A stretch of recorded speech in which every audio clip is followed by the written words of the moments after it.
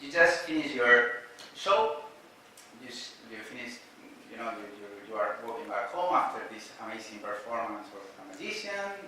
He makes the girl or whatever, a lady, and you are discussing with your friend how amazing was the show, and I like it very much, and which trick did you like the most, and I like when he did, I don't know what, with a car, and you say, no, but I really like when he made a fly or levitate a lady.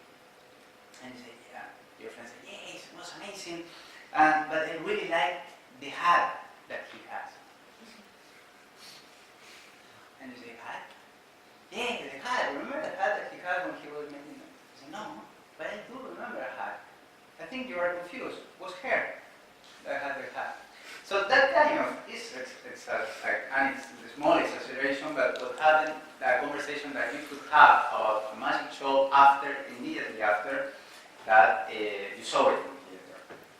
But let's say 1 year later, you find another friend that saw that magician performing in another country, in another theater, and you say, well, I really like, you tell him, I really like when he made fly or levitate a girl, and your friend says, well, I really like, no, a lady? No, in the show that I've seen, he made fly a horse.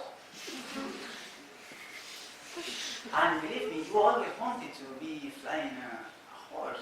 You always wanted to see that. And you say, really, did you see that? Yeah, he made fly a horse, for sure, in front of my eyes. I was in the first row. Wow, so maybe I also saw that and I don't remember. And he said, yeah, and he didn't use a sword actually, he used a pin to make fly a horse. And you say, wow, that's amazing. And 2 years after, when you talk to that magician in another place, with another friend or whatever, you really wanted to see a horse, but you prefer to see flying a cow. So suddenly you explain that trick and you say, well, yeah, and he was amazing when he made fly the cow. And also I like the hat of the cow. You know that there is something levitating, there is a hat around there, your friends started to lift those things, but suddenly you say, no. What really happened, the cow that didn't have a hat, and she didn't fly. What it was flying was a horse, and the cow appears suddenly in the show. And also when you tell to your parents the story, you say, and also I saw a small cat walking up behind them with a hat. Or maybe not. Or maybe yes. I don't know. Okay? So it's an exaggeration, but that happened. And that's happened because it's another way that we play with it. It's another way to create false memories. It's because when you remember what happened, you change a little and again you save the memories. And when you tell to one friend and he tells another story, you mix your reality, your memories with his memories, and you save that, and also you combine the things that you really wanted to see but you didn't. So all these create a new memories, and it becomes like this. The thing is that we play with it because this is an amazing publicity for us, as you can imagine. And now I make levitate a girl, but you are going to tell your friend that I make levitate a horse. That's amazing for me. The problem is if you find those friends in the street and you say, hey, can you please make fly horse here now for my friend, So we have that. It's true. When I do magic trick with cars or whatever, they say, can you do again the car on the stadium when after I don't know, I say, I've never done this. I don't know how to do that. But it's an amazing voice. But, so let's again do a small resume. We're talking about magic, magicians, and how neuroscience started to use magic tricks. And what is more important that I wanted to say today is that we are using those phenomena that were discovered now or described now 30 years ago for thousands of years. Okay, so we can help in that research. We have each experiment that's used in attentional blindness, each magic trick that used that phenomena could be used as an experiment in a neuroscience laboratory. Okay, so magic tricks as a tool for research. It looks like there is a perfect experiment. I can say that every single magic trick is an experiment in itself. Could be easy to do when you know how. There are some that are easy, there are others that take me, I don't know, 2 years before I'm ready to perform it in public. But could be easy. We have stage magic and close-up magic, and of course, the most useful tool for neuroscientists is close-up magic, because we can do it in a laboratory. I can do it in this table with a camera here, filming my hands or whatever. So it's a really, really powerful tool. Close-up magic, repeatable as an experiment for other groups. You publish a paper, I did this trick. Of course, they can do it there if they know how. Or maybe there is a magician now in this stage working in that laboratory. But it's repeatable, a magic trick, of course. And this is the most important, I would say. It always works. A magic trick, it always works. It's an experiment that always works. We know that in cognitive neuroscience, some experiment works, well, 60% of the time, 70% of the time, you say, well, that subject didn't see the effect, that other subject didn't see what I wanted to show, or whatever, or the real effect that you are studying, but magic works all the time. And I prove it. And I'm doing experiments with magic already, and they work all the time. Of course, you have to know how to do them. But it works all the time.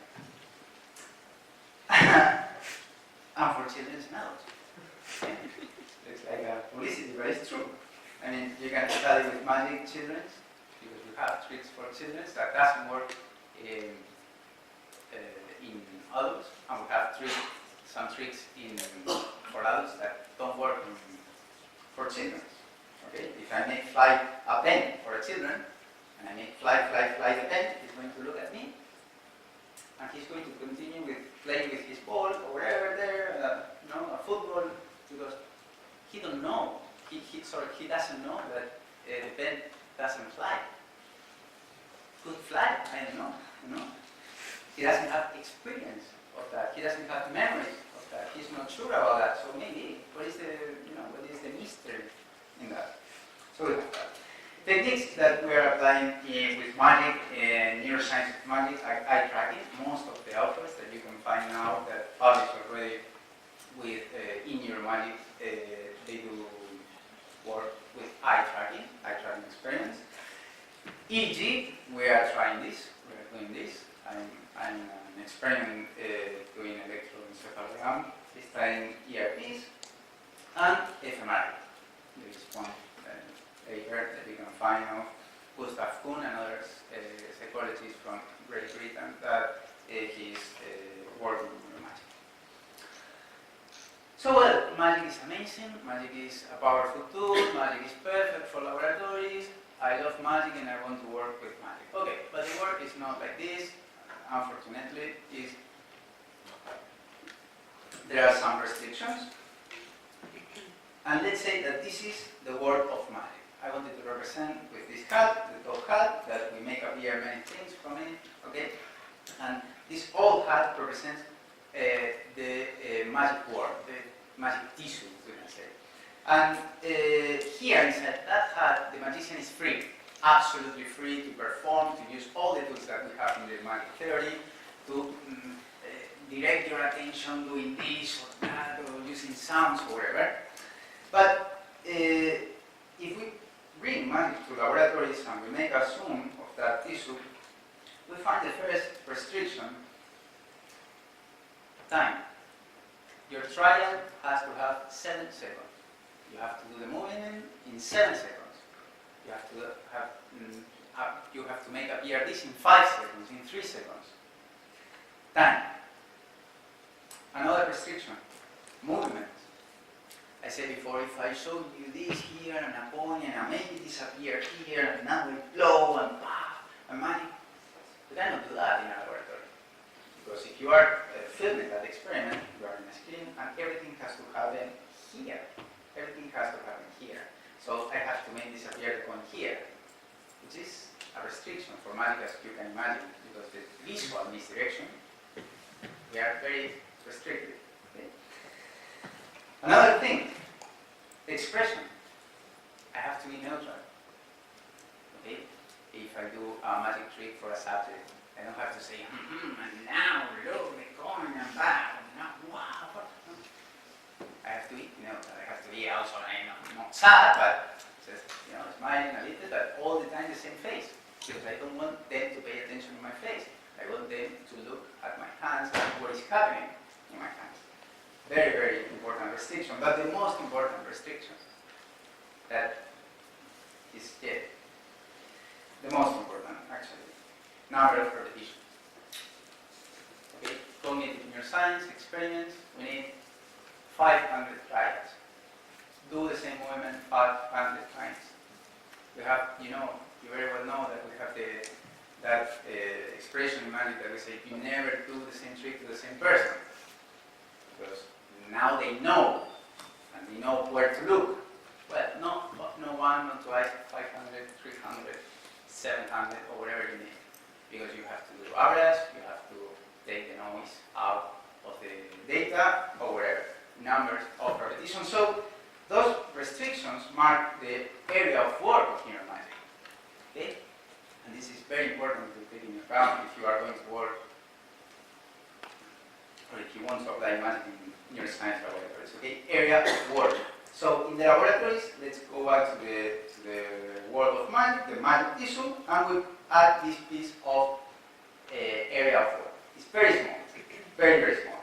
And it's as if we were talking about a biopsy, we take this piece of tissue and we take it to the laboratories to analyze what is happening. Okay? Magic tissue, and I take this piece of to analyze in laboratories. This piece that is restricted for time, expression, movements, and number of repetitions. Of course, this inside has all the components that I talked before, okay, that I explained before. Misdirection, visual illusions, rhythm, timing, and everything. That thing, that movement that I'm doing here, it still has misdirection and everything, but restricted in that area. Okay? And this is the magic that you can use inside this area, is the magic that we use in Neuromagic. So Neuromagic is now, magic is used now to study attention, covert and open attention, memory, working memory, short and long-term memory, visual perception, optical illusions, we have many optical illusions in magic, and decision making. I started to work with this, and because the forced choice. Okay, we have many tricks basically forced choice, and it has many things to say about decision making process. So first authors that started to work with this and published, Susanna Martinez-Conde, as I said before, Johansson and Hall with the choice blindness, amazing paradigm based in magic. Gustav Kuhn, he has many works published already with Neuromagic. Amy Cross, Luis Martinez from Alicante, Spain, also published. Marian Sigma from Buenos Aires. Many famous magazines started to publish appear the work, Neuromagic work. Okay. Scientific American, many things. Was a very important Spanish magazine, State of Hand. There are many, just an example. Conclusions.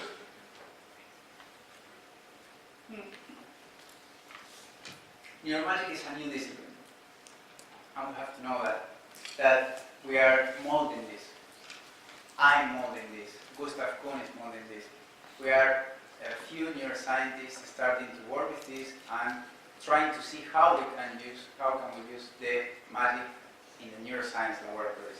How can we apply magic to construct some new paradigms to study attention, memory, visual perception, or decision making. It's difficult to combine, as I was talking before, starting this lecture, to combine those disciplines. It's difficult. It's difficult because we are very restricted. Okay? The first day that I arrived to my laboratory, the laboratory that I work, I say to my supervisor, well, we can do this and this and that, and he say, wait, because we cannot do this, we cannot do that, we cannot. So how to apply, how to use it, no, that's the thing. It's difficult. And another thing that I wanted to say is that we have to respect that we are working with magic that is a discipline that is based in secrets, okay? And we have to respect those secrets.